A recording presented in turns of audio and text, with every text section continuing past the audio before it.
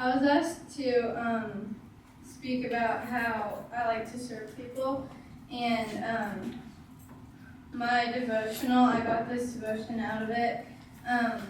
This is what it says. He is the mighty, all-powerful God. Nothing is too difficult for him. Yet he chooses to work through you with all your weaknesses and struggles to carry out his plans. In fact, it is because we have weaknesses that we're able to receive his power. Our struggles teach us to depend on him. Never be afraid if he asks you to do something that seems way too difficult. Count on him to give you all the help you need. If he asks you to refuse to do something that's wrong, he will give you the courage. If God asks you to help or serve someone, he will give you the time and energy to do it. If he asks you to share your faith with a friend or family member, he will give you the words to say. This will be short and sweet, but I was asked to say why I like to serve people. The first reason is because I enjoy making a difference in other people's lives. Did you know that one small decision could affect you or someone else's entire future? For example, the story of Jonah. He didn't want to go to Nineveh and share the good news, but if he didn't, lots of people wouldn't go to heaven. The lexical definition of serve is to be favorable, opportune, or convenient. My definition is to humble ourselves and put others first. The second reason is I love to see the joy it brings people. Not many people think service is very important, but it is, if it's used in the right way. I hope this is making sense, but at one camp, it's a very good way to practice serving both the church and individual people. Because in one camp, we are given a lot of opportunities to serve people. For example, we've gone to Water Gardens, the Rafa House, Feeding Incorporated, Carthage Crisis Center, Good Samaritan and Lamar, and even here at the church cleaner or organizing things. Whatever the service is, it is important, and no matter how old you are, you can do big things for God. Psalm 102 says, serve the Lord with gladness. That's all I have. Amen. At one camp this year, we have done a lot of service projects, and we have gone to many places. We cleaned here around the church. I've done a lot outside this year. I usually do every year, but this year I was outside a lot.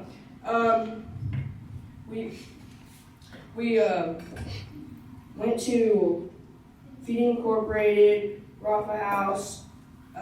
We cleaned up around Carthage, and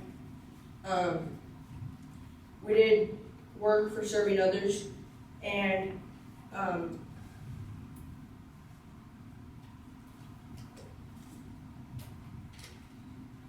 okay, so this year, one camp was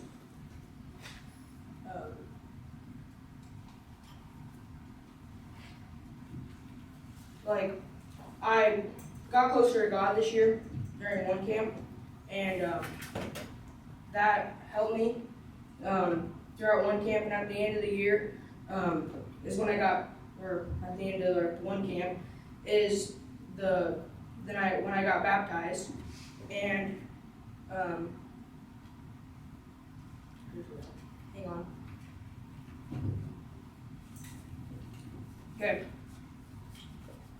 One of my verses this year is Hebrews 6:10. God is not unjust. He will not forget your work and the love you have shown him as you have helped his people and continue to help them.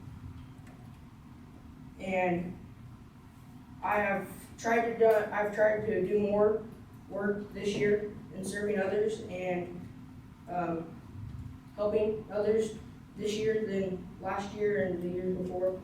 And I have another verse to say. Galatians 5:13. You, my brothers and sisters, were called to be free. But you do not use your freedom to indulge the flesh, rather to serve one another humbly in love. And that's all I have. Yeah. Amen. Okay. This summer we started off studying John, and we did that for about 2 weeks. But then we got a book called The Fight, and In the book, we study the armor of God and how to fully equip ourselves and use it directly in our situations. This came into play for me when my faith was challenged at a church camp that I went to. At this church camp, they tried to twist the words of the Bible, and if you will, I had to put on the whole armor of God at this camp. We would go to stations, and one day I picked a station that sounded interesting to me, and once we started the lesson, I knew that I was going to have to state my opinion, because, yeah. And most importantly, what the Bible honestly says, there were a few things like, is witchcraft bad? And my answer was yes, it's wrong. And then my teacher said that it wasn't wrong, and I said it was wrong and elaborated on why. He said, it's only wrong if you take part in it, like telling fortunes. And then he asked, is it wrong that I got my son dressed up as Harry Potter for Halloween? And I said, yeah, you're taking part in it by dressing your son up.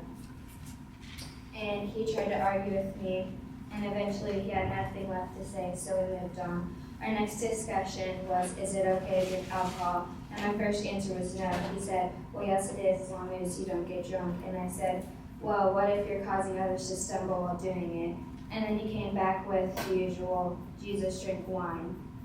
And I said, well, wine wasn't like that back then. It was basically water. And we argued that out, and he said that, okay, whatever, we're moving on. And started the next subject. Some people think that the armor of God is just something you learn when you're a kid, and you learn a song to sing with it. What some people don't realize is that we can use it in our everyday life. The things we learn when we are young are some of the most important things that we ever learn. Fully equip yourself in the Word of God and put on your full armor. When things like this come up in your life and your faith is challenged, you'll be ready. If my faith was tested at a church camp by a youth pastor, then who's to say yours won't be challenged every day? And I have a couple verses.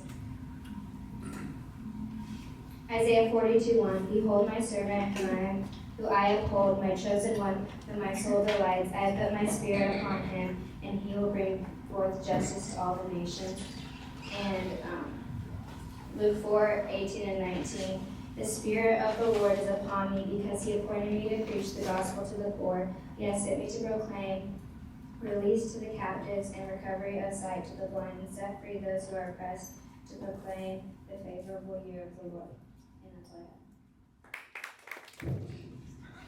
Hello, my name is Anaya Biggs, and I'm going to tell you how Jesus has moved in my life. I have known Jesus for almost all my life because I have gone to church and learned about Jesus almost all my life. When I was 8 or 9, you're doing good.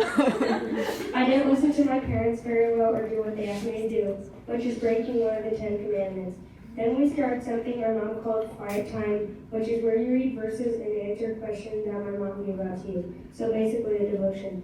As we kept doing these, I got to know more, and memorize more verses, which allowed Jesus to move in my life and fix what I was doing wrong. And then I started to do what they asked me to do. As it says in Proverbs 1:8, listen, my son, to your father's instructions, and do not forsake your mother's teaching.